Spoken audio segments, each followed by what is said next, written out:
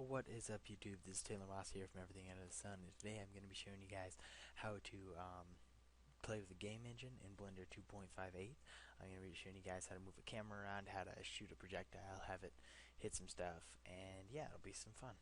Alright, uh, so the first thing we'll need to do is make a ground plane for ourselves. So you can press spacebar and type add plane and scale that up. Next, add a cube, so press spacebar, add cube, and just scale this up, put it over there.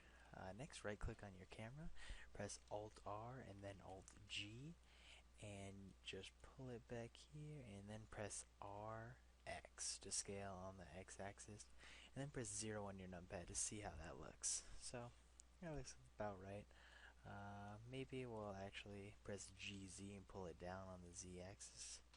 GZ, GZ, GZ, and then RX again. Kinda like we're looking up a little bit better. Alright, next, make sure you switch to Blender Game and make sure that this plane is a static actor, and make sure that this is a rigid body with collision bounds convex hull. Alright, so we have our little tiny scene set up here, and if we press P, the block will just fall, and that's alright. So let's make it a little more fun. All right, let's just duplicate it a few times. So press Shift D to duplicate, if you were wondering. Let's just make a few of these. We'll move them around. All right, that looks all right. And then if you press P, they'll all kind of fall on top of each other, and nothing too special. Next, I will hold Shift and select all of these, and type in spacebar and type fracture, and go to fracture objects. If that doesn't come up, I have a different tutorial on how to do fracture, and you can look on how to set that up. And we'll turn this up 10 shards per, and if we press P, you'll see they all fall and then break. But now we can have some fun with it. So instead of just having a bunch of blocks falling on the ground and blowing up, let's make ourselves a gun in the game engine and see what else we can do to have some fun. So what we'll need to do is we have our camera here, and we'll need to be able to move our camera around, just like our person. And then we'll also need an object, something that we can actually shoot out of our gun, like a gun. So if you type spacebar, and actually, for this we're going to have to add it manually, so press Shift A, and up will come the add menu. If you go down here to an empty, you'll get an empty, which is perfect for what we need. And just kind of line it up with the camera. You can press 0 to view camera mode, and in fact pull it just right about there, should be alright. So when you press P on the game engine, you won't actually see the empty, but it is still there. So make sure you have the empty selected first, and then right click or hold Shift and right click the camera and press Control P, and then you'll parent the object to each other. So if you move the camera, the empty will move with you. So then we'll have to go into the game logic now. So go up here and change from default view to game logic view. And now we are in the game logic view where we can add triggers and setups and all scripts and all kinds of fun stuff. So what we'll do is we'll click on this empty, and we'll go and we'll make a, actually let's do the camera setup first. So go to the camera, go to keyboard, and this is the most tedious part of setting up this whole thing, is you have to make 4 of these sensors, call them left, right, and then you have to click on the key and press left and then right, and then you gotta collapse them, and then you have to make 2 more for up and down. So this is actually the one part that takes longer than any other part. Still doesn't take that long, but it's just a pain. So once all those are set up, add 4 AND controllers and link them all together, and then we will add ourselves 4 edit object, or oh, pardon me, that's for the empty. We are going to add 4 motions. So go to motion and add 4 of them. Alright, so now then we connect this, and so we go, alright, when we press left, we want to move in the x-axis negative. So just do that.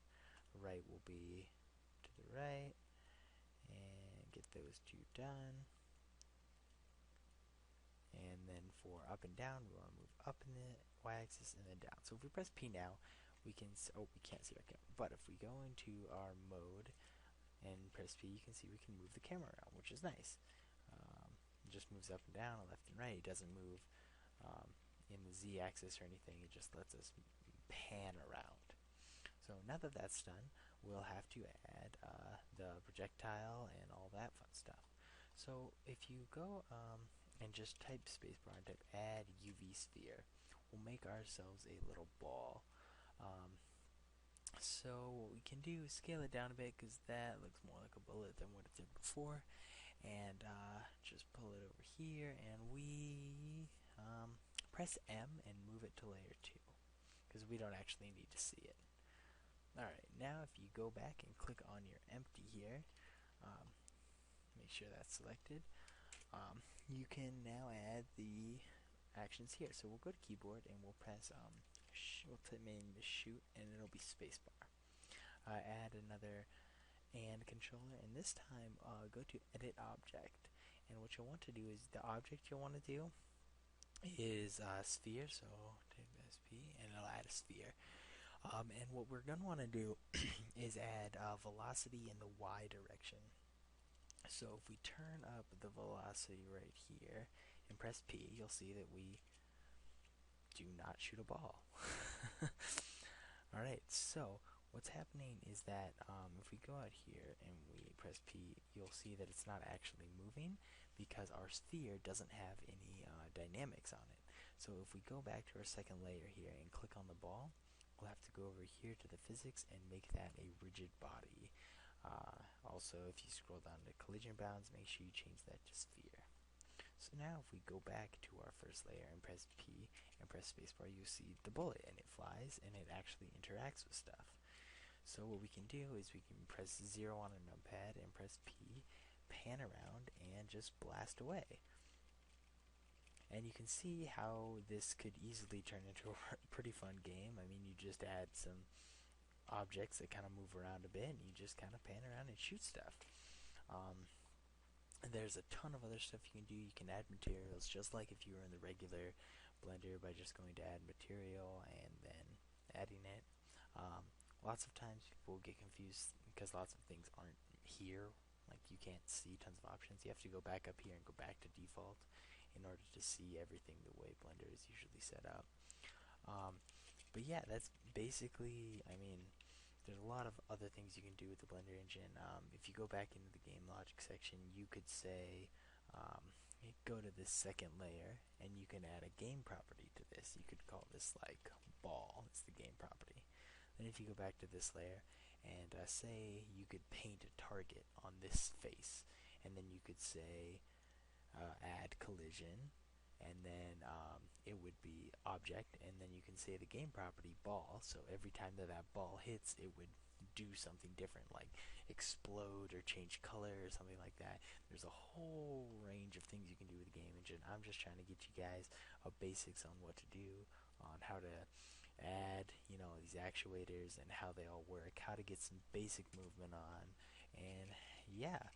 So that's basically all you need to know. If you guys have any questions or suggestions for future videos, just let me know. If you guys want a more advanced game engine tutorial, let me know that as well. And yeah, I hope you guys learned something. Thanks.